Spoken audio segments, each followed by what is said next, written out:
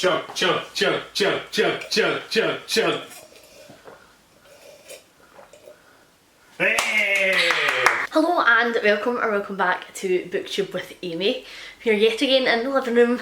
Library is still getting worked on, and we're also in the middle of swapping out our DVD units. So quite a lot of shelf disruption happening in the entire house. I haven't read a great deal this week, to be honest. It has not been the best reading month for me, I'll tell you. Everything's just been a bit mental. We're getting like construction done in the house, and then, you know, a lot of your time was spent like emptying the library and like moving all the boxes and stuff because we've got so many books. And then Simon's dad moved out, so we were like helping him get things sorted. My work has just been like crazy, as I've been telling you for months now. And life is just busy, as well as like general Christmas admin like the rest of the world. So I haven't read a great deal, but I'm going to talk to you about what I have read. So I read Dead Ever After. I know this was supposed to be our December book for the Out of the Coffin read along, but we brought forward the live show. We did that a wee bit earlier in November because everybody was just so excited to get to the last one. So, you know, we took everybody's feedback on board and we decided we were just going to do the live show early, so that if people wanted to read it early, then they could, and, you know, if they wanted to wait and read it in December, then they also could. But everybody's read it. Everybody who's taken part has read it. So we're going to do the December live show early as well. That actually, when this goes out, will be tomorrow, and we're going to do it on Sam's channel because she's been such a great part of the read along. She's offered some like really good insights and perspectives, especially given the fact that she's American and, you know, these are set in America. There are just some like wee political nuances that we weren't quite understanding, and, you know, Sam really helped us get that level of understanding. She's joined me and Ange for near enough every single live show for like the third book on, and she's just been absolutely brilliant. So we're going to have it over on her channel, so you can check it out and join us over there. I am going to obviously talk about this book in a great amount of detail because the live show's no been, and it's the last in a 13-part series. So, you know, anything I say is going to be a spoiler.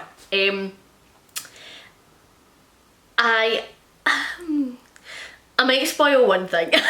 So this book was a 5-star for me. I really enjoyed it. I feel like it was a really good way to wrap up the series.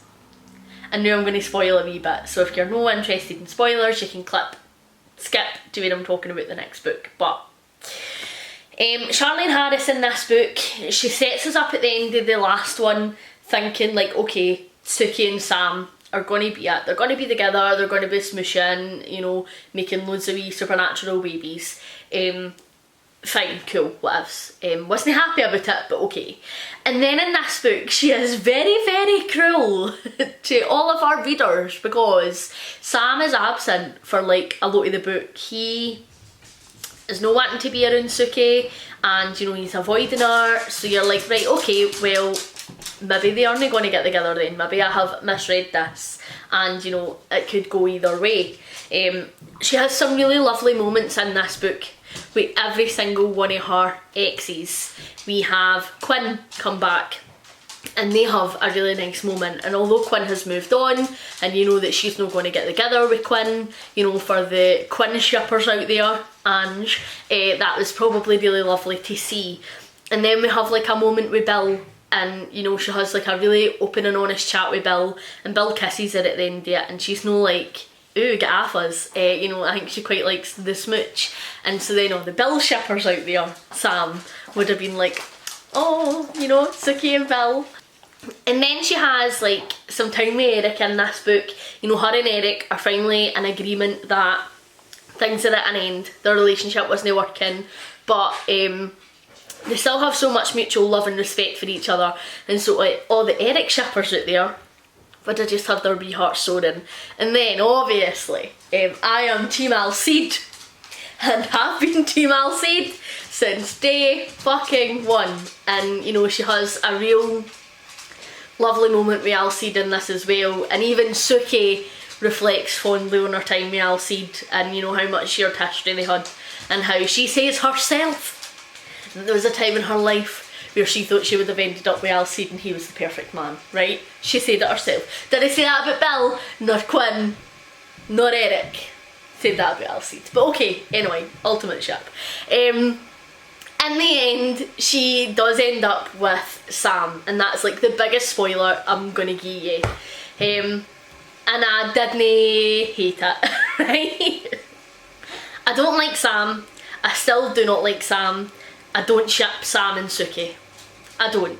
But Suki was really happy at the end of this book, and she was in a place in her life where so much drama has passed.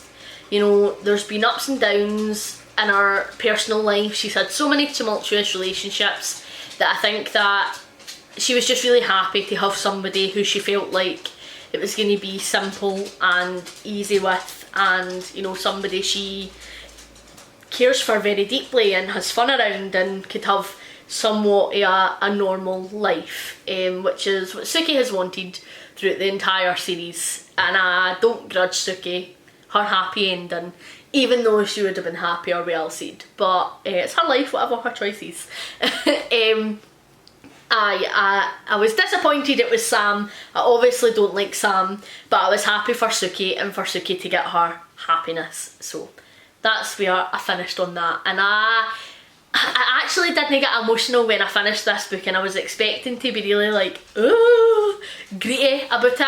And like I did have like a wee lump in my throat, and it was sad. I felt like, because I knew I still had the short stories and I still had After Dead, that I didn't really get a huge emotional pull when I finished this book, as much as I would if this was like the last thing I had to read.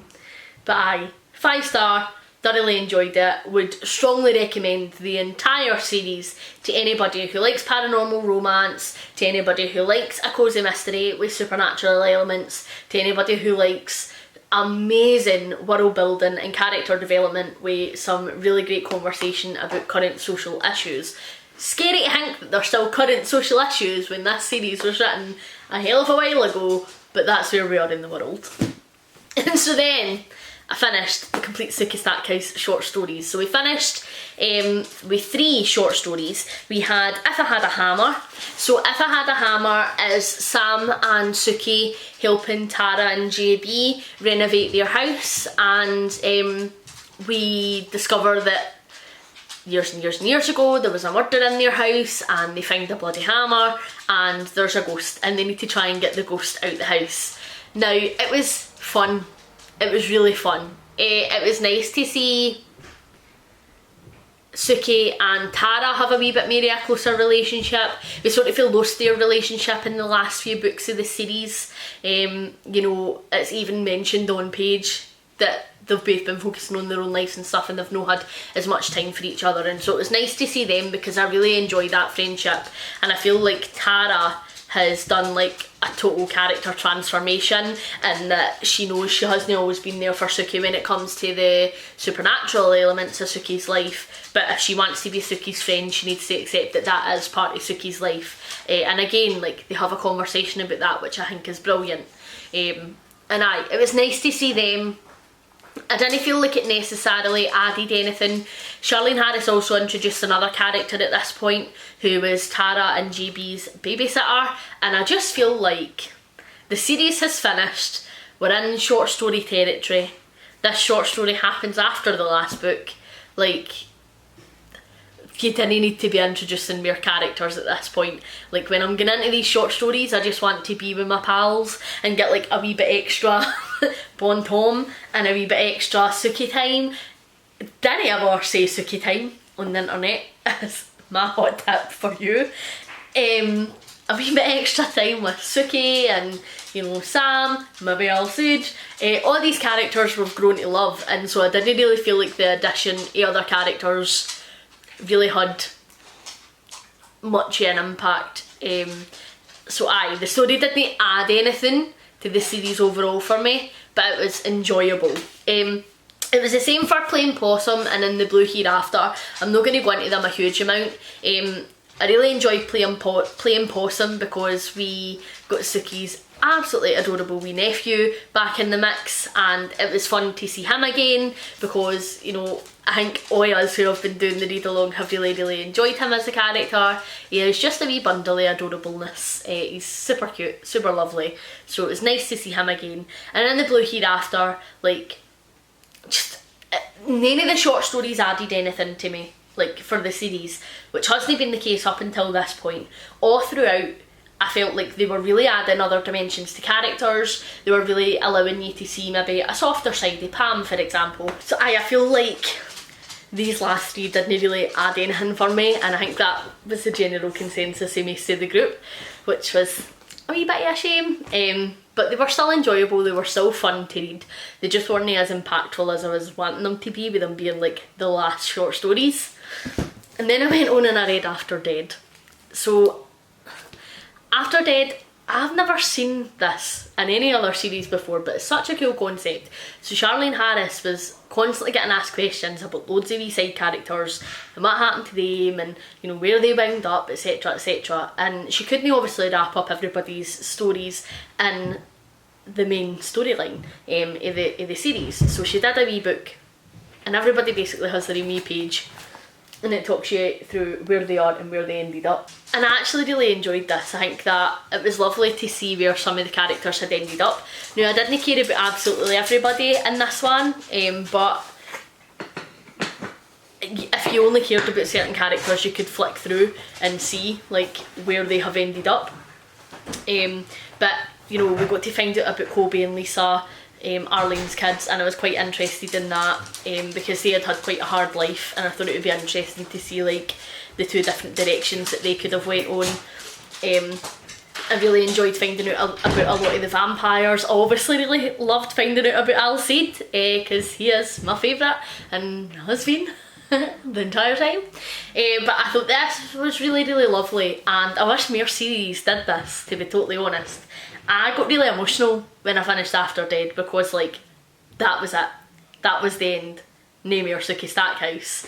I can feel myself getting ready to read about it now. Like, I really miss Suki. Like, I can feel it. Like, there's an ache there where I miss her because I feel like she's my pal now.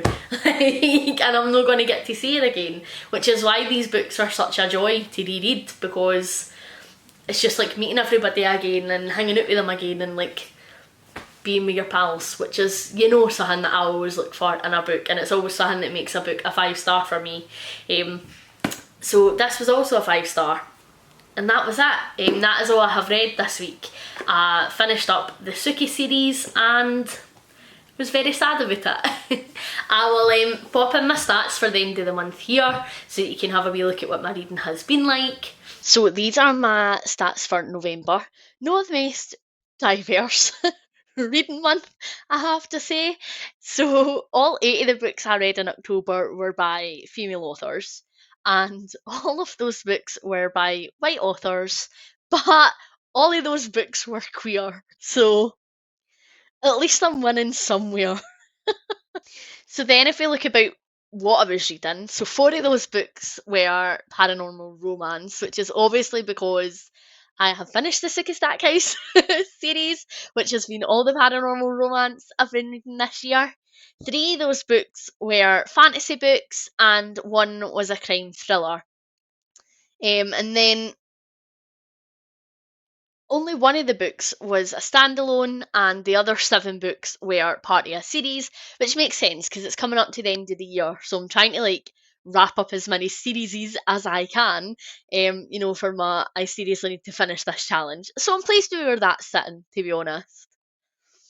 In terms of my rating, so this is a bit varied. My paranormal romances are all 5 stars. Is that a surprise to anybody? I've rated every single Suki Stackhouse book that I've read a 5-star. The series wrapped up and it was a 5-star also. For fantasy, that came out at 4.33. Again, I'm really pleased with where that's sitting because fantasy for a lot of the year has been pretty hit or miss for me, but the past few months, the fantasy that I've been gravitating towards has been ranking higher. I've been getting some better reads, and I think that is because I'm like trying to finish off series that I am already enjoying. So I am pleased with that. And then my crime thriller ended up getting a 3. Overall, all of the authors that I read, my average rating was 4.5 for white authors, 4.5 for female authors, and 4.5 for queer authors. Widespread across the board 4.5s. My series came in ranking slightly higher, and they ranked 4.71, and my standalone came in ranking at 3. DNFs, I didn't DNF a single book in November, which I think is the first month in ages I haven't had a DNF. But like I say, I've been wrapping up series, and I guess I am less inclined to DNF like a finale in a series. Like if I have made the effort to read through to this point, I'm not just going to go at the end like, ugh, sack it, unless it is like properly terrible. But I actually enjoyed most of the books that I read this month. And then in terms of pages, so this has dramatically dropped over the past 2 months, to be honest, because life has just been like crazy busy, and I just haven't had as much time to like dedicate to reading as I usually would have. So my average page count was 313, which isn't too bad. I think that that's fairly standard for a book. Um, my page count for the month was 2,507 pages, which, let's be realistic, right, isn't terrible by any stretch of the imagination. I'm certainly happy with where that is sitting, considering how little I've been able to read. It's a decrease on last month, which was a decrease on the month before, but like I'm not going to sit here and be like, oh, I'm absolutely gutted. I've not read over 3,000 pages, because like it's just cool for me to track. I don't set myself any actual page goals, to be honest. I think as long as I'm reading over 1,000 pages a month, I'm pretty happy.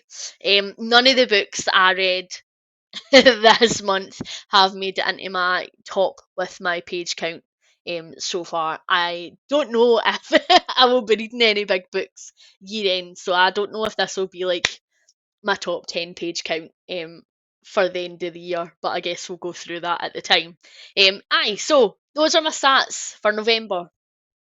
Hopefully you've read a wee bit more than me, and maybe read a wee bit more diversely, because I failed at that this month for sure, and I'm probably going to fail at that next month as well, because I'm trying to finish up these series. Thank you very much for watching. Hopefully you're enjoying everything that you're reading at the moment. Please like and subscribe if you haven't already, and I will catch you in the next one. Bye!